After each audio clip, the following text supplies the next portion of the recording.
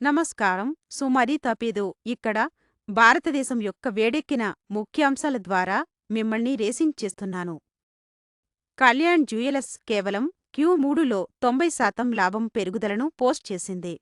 పండుగ మరియు వివాహ డిమాండ్పై స్వారీ చేస్తూ బంగారం ధరలలో మార్పులు ఉన్నప్పటికీ బంగారం ఇప్పటికీ కొనుగోలుదారులకు మెరిసిపోతోంది.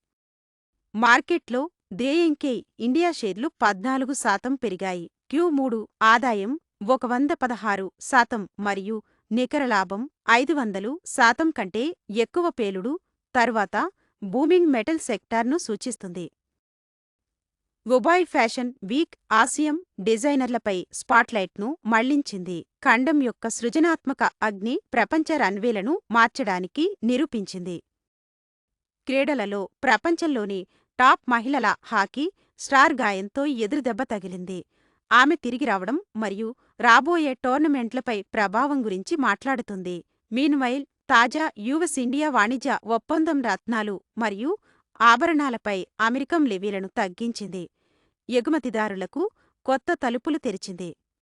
నాకు ఈ కథలు ఇష్టం ఎందుకంటే అవి వృద్ధి, ప్రతిభ మరియు స్థితిస్థాపకతను చర్యలో చూపుతాయి. వక్రరేఖకు ముందు ఉండండి. తపేదు న్యూస్కు సబ్స్క్రైబ్ చేయండి. ఇక్కడ వార్తలు కాంతి కంటే వేగంగా ప్రయాణిస్తాయి.